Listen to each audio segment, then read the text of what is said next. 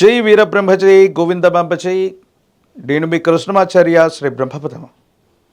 2025 సంవత్సరం డిసెంబర్ మాసం వృశ్చిక రాశి వారి యొక్క రాశిఫలం. శివాయ బ్రహ్మణే నమ. వీరబ్రహ్మేంద్ర స్వామినే నమో నమ. జై వీరబ్రహ్మజై గోవిందమాంబజై. వచ్చినటువంటి ఫలితం 6. ఇది శుక్ర భగవానుడికి సంబంధించినటువంటి ఫలితం.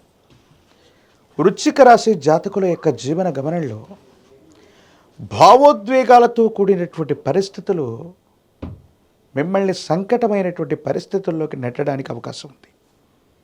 కోపం, ఉద్రేకం, కొంతమంది వ్యక్తులతో సమాంతరమైనటువంటి దూరాన్ని పాటించడం మీ దైనందిన జీవితంలో కొన్ని ఇబ్బందులకు కారణమవబోతున్నాయి. వివాహ జీవితం అవ్వచ్చు, వ్యక్తిగతమైనటువంటి అంశాలు అవ్వచ్చు. కోపాన్ని అదుపులో పెట్టుకోకపోతే మాత్రం వృశ్చిక రాశి జాతకులకు సంబంధించినటువంటి అంశాలు, సంబంధ బాంధవ్యాలు దెబ్బతినేటువంటి అవకాశం కనిపిస్తోంది. ఇది మానసికంగా తీవ్రమైనటువంటి ఆందోళనకి కారణమవుతుంది. కాబట్టి ఈ అంశాల పట్ల తస్మాత్ జాగ్రత్తగా ఉండటం చెప్పదగినటువంటి సూచన.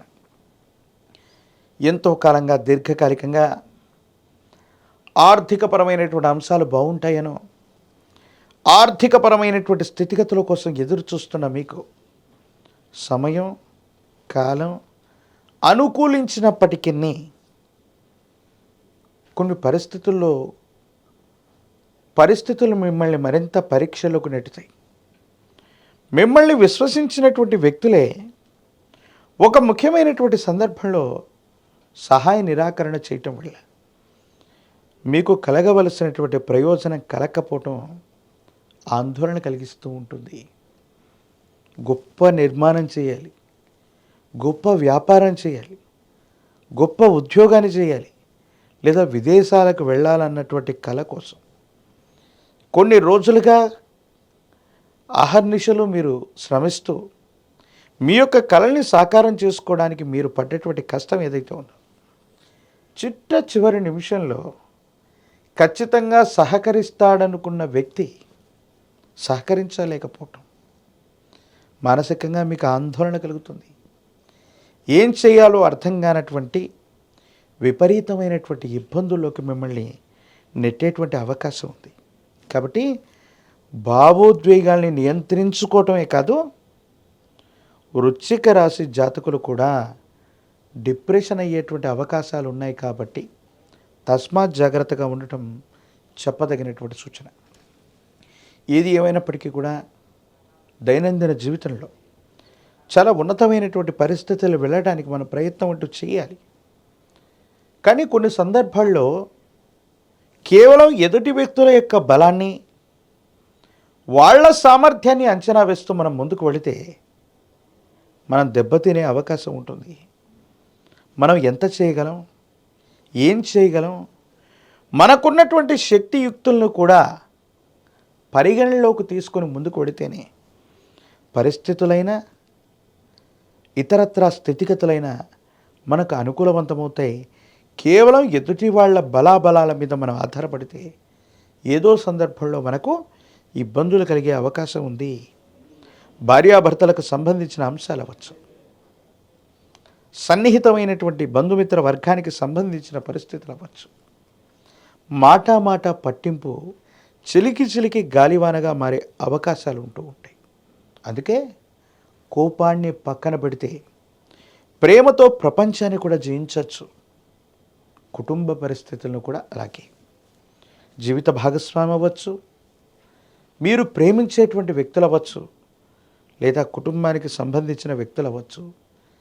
ప్రేమపూర్వకమైనటువంటి ప్రవర్తన వల్ల, వాళ్ళ మనసుని గెలవటం వల్ల, వాళ్ళ సహకారం వల్ల మీ దైనందిన జీవితంలో చాలా ఉన్నతమైన స్థితిగతికి వెళ్ళటానికి ఒక అవకాశం మీకు లభిస్తుంది. కాబట్టి ఇంట్లో వాళ్ళతో కానీ, జీవిత భాగస్వామితో కానీ తగువ పెట్టుకునేటువంటి ప్రయత్నాలు ఎప్పటికి కూడా చేయకండి. ఆరోగ్యపరమైనటువంటి అంశాల్లో దీర్ఘకాలికంగా మీకు ఏదైనా సమస్య ఉన్నట్టయితే, కడుపు నొప్పి లేదా జీర్ణ వ్యవస్థకు సంబంధించినటువంటి ఒక ఆరోగ్య సమస్య మిమ్మల్ని ఇబ్బంది పెట్టేటువంటి అవకాశం ఉంటుంది కాబట్టి ఆరోగ్యపరమైనటువంటి అంశాల పట్ల తస్మాత్ జాగ్రత్తగా ఉండటం చెప్పదగినటువంటి సూచన. సంతాన సంబంధమైన అంశాల గురించి ఎక్కువగా మీరు ఆలోచిస్తారు. వాళ్ళకు సంబంధించిన భవిష్యత్తుని ఎక్కువగా ఊహిస్తారు. కానీ మరికొంతకాలం అనుకూలవంతమైనటువంటి మార్పులు ఏర్పడటానికి వేచి ఉండవలసి ఉంది. విద్యార్థులకి ఇది చాలా కఠినమైనటువంటి సమయం.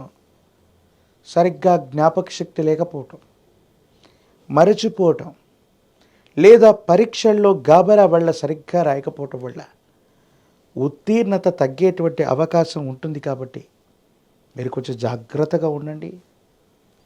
ఉత్తీర్ణతకు సంబంధించినటువంటి అంశాల్లో ప్రతికూలవంతమైనటువంటి మార్పులు కలగకుండా, గాబరా పడకుండా ఏకాగ్రతతో ఉంటే తప్ప అనుకూలవంతమైన ఫలితాలు వచ్చే అవకాశం లేదు.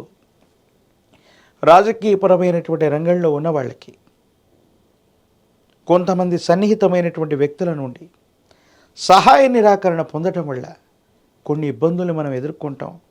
తద్వారా మనకి కొన్ని సమస్యలు వచ్చే అవకాశం ఉంది. కాబట్టి రాజకీయ నాయకులు కూడా జాగ్రత్తగా ఉండటం చెప్పదగినటువంటి సూచన. వివాహం కానటువంటి స్త్రీ పురుషులకి అనుకూలవంతమైనటువంటి సమయం రాబోతుంది.